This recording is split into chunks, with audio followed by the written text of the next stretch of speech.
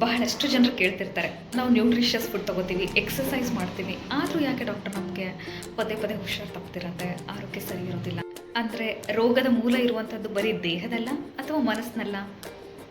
ನಮ್ಮ ವಿಚಾರಗಳು ಅಥವಾ ಆಲೋಚನೆಗಳು ಆರೋಗ್ಯದ ಮೇಲೆ ಯಾವ ರೀತಿ ಪರಿಣಾಮ ಬೀರ್ತವೆ? ನಮಸ್ತೆ, ನಾನು ಡಾಕ್ಟರ್ ರಾಜೇಶ್ವರಿ. ರೋಗಗಳು ಉಂಟಾಗೋಕ್ಕೆ ಮೂಲ ಕಾರಣ ಏನು ಅನ್ನೋದನ್ನು ನಾನು ನಿಮಗೆ ಇವತ್ತು ತಿಳಿಸ್ಕೊಡ್ತೀನಿ. ಆರೋಗ್ಯದ ಬಗ್ಗೆ ನಾವು ಮಾತನಾಡಬೇಕಾದ್ರೆ ಒಳ್ಳೆಯ ಆಹಾರ, ವಿಹಾರ, ಔಷಧಿಗಳು ಇದ್ರ ಬಗ್ಗೆ ಹೆಚ್ಚು ಒತ್ತು ಕೊಡ್ತೀವಿ. ಆದರೆ ಆರೋಗ್ಯ ಹದಗೆಡಲಿಕ್ಕೆ ಕಾರಣವಾದಂತಹ ಸೂಕ್ಷ್ಮ ಅಂಶಗಳ ಬಗ್ಗೆ ನಾವು ಗಮನನೇ ಕೊಡೋದಿಲ್ಲ. ಆಯುರ್ವೇದದಲ್ಲಿ ಹೇಳೋ ಹಾಗೆ ಯಾವುದೇ ಒಂದು ರೋಗ ಇರಲಿ, ಅದು ಸೂಕ್ಷ್ಮ ಮಟ್ಟದಲ್ಲಿ ಆರಂಭವಾಗಿ ದೇಹದಲ್ಲಿ ನಂತರ ವ್ಯಕ್ತವಾಗುತ್ತೆ. ಮತ್ತು ಆಯುರ್ವೇದ ಅಂದರೆ ಏನೋ ಒಂದು ಬೇರೆ ಸಿಸ್ಟಮ್ ಆಫ್ ಮೆಡಿಸಿನ್ ಆ ಥರ ಏನೂ ಅಲ್ಲ. ಇದು ಪ್ರಕೃತಿ ಮತ್ತು ಮನುಷ್ಯನ ನಡುವೆ ಒಂದು ಸಾಮರಸ್ಯವನ್ನು ಬೆಸೆಯುವಂತಹ ಒಂದು ಮಾಧ್ಯಮ ಅಂತ ಹೇಳ್ಬೋದು. ಭಗವಂತ ನಮ್ಮ ದೇಹವನ್ನು ಎಷ್ಟು ಅದ್ಭುತವಾಗಿ ರೂಪಿಸಿದ್ದಾನೆ ಅಂತಂದರೆ, ಈ ಒಂದು ಸರ್ಕ್ಯಾಡಿಯನ್ ರಿದಮ್ ಬಗ್ಗೆ ಕೇಳಿರ್ತೀರ. ಅಂದರೆ ಬಯೋಲಾಜಿಕಲ್ ಕ್ಲಾಕ್ ಅಂತ ನಾವು ಕರಿತೀವಿ.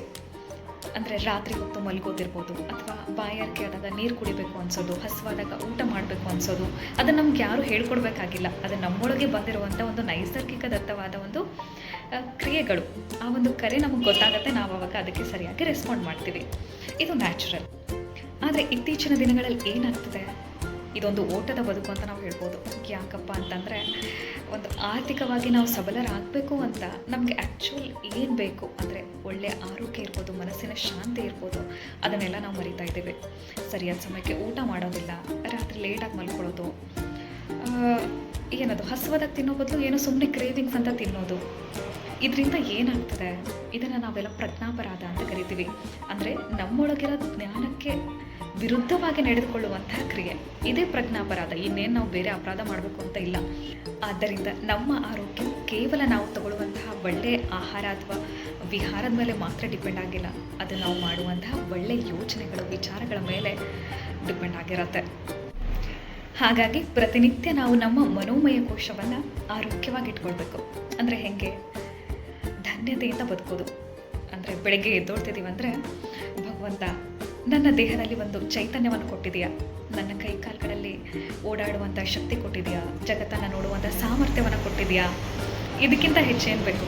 ಮತ್ತು ನನ್ನ ಸುತ್ತಮುತ್ತ ಒಳ್ಳೆಯ ಗಾಳಿ, ಬೆಳಕು, ವಾತಾವರಣ ಇದೆ, ಹಸಿವಾದಾಗ ತಿನ್ನೋಕೆ ಅನ್ನ ಇದೆ, ಇದಕ್ಕಿಂತ ಹೆಚ್ಚೇನು ಬೇಕು? ಅದನ್ನು ನೆನೆಸ್ಕೋಬೇಕು. ಒಂದು ಖುಷಿಯನ್ನು, ಆ ಧನ್ಯತೆಯನ್ನು ವ್ಯಕ್ತಪಡಿಸ್ಬೇಕು. ಶರೀರ ಚಿಂತ ಅಂತ ಅಂತೀವಿ. ಅಂದರೆ ನಮ್ಮ ದೇಹದಲ್ಲಿ ಆಗುವಂತಹ ಕ್ರಿಯೆಗಳು, ಅಂದರೆ ಸರಿ ಯಾವುದು, ತಪ್ಪು ಯಾವುದು, ಅದ್ರ ಬಗ್ಗೆ ಒಂದು ವಿವೇಚನೆ ಇರಬೇಕು. ಆ ಒಂದು ವಿವೇಚನೆ, ಒಂದು ಅರಿವು ನಮ್ಮಲ್ಲಿ ಜಾಗೃತವಾದಾಗ ನಾವು ಆರೋಗ್ಯವಾಗಿರ್ತೀವಿ, ಬಹಳಷ್ಟು ಖುಷಿಯಾಗಿರ್ತೀವಿ. ನಾವು ಪ್ರಕೃತಿಯ ಒಂದು ಅಂಶನೇ. ಹಾಗಾಗಿ ಎಷ್ಟಾಗುತ್ತೋ ಅಷ್ಟು ಪ್ರತಿದಿನ ಸ್ವಲ್ಪ ಹೊತ್ತಾದರೂ ನಾವು ಪ್ರಕೃತಿಯೊಂದಿಗೆ ಟೈಮ್ ಸ್ಪೆಂಡ್ ಮಾಡಬೇಕು. ನಮ್ಮ ವಿಚಾರಗಳು, ನಮ್ಮ ಆಲೋಚನೆಗಳು ಎಷ್ಟು ಆರೋಗ್ಯವಾಗಿರುತ್ತೆ, ಎಷ್ಟು ಒಳ್ಳೆಯದಾಗಿರುತ್ತೆ, ಅದು ನಮ್ಮ ದೈಹಿಕ ಆರೋಗ್ಯದ ಮೇಲೆ ಪರಿಣಾಮವನ್ನು ಬೀರುತ್ತೆ. ಹಾಗಾಗಿ ಒಳ್ಳೆಯದನ್ನೇ ಯೋಚಿಸೋಣ, ಆರೋಗ್ಯವಾಗಿ ಬದುಕೋಣ, ಖುಷಿಯಿಂದ ಇರೋಣ. ಧನ್ಯವಾದಗಳು.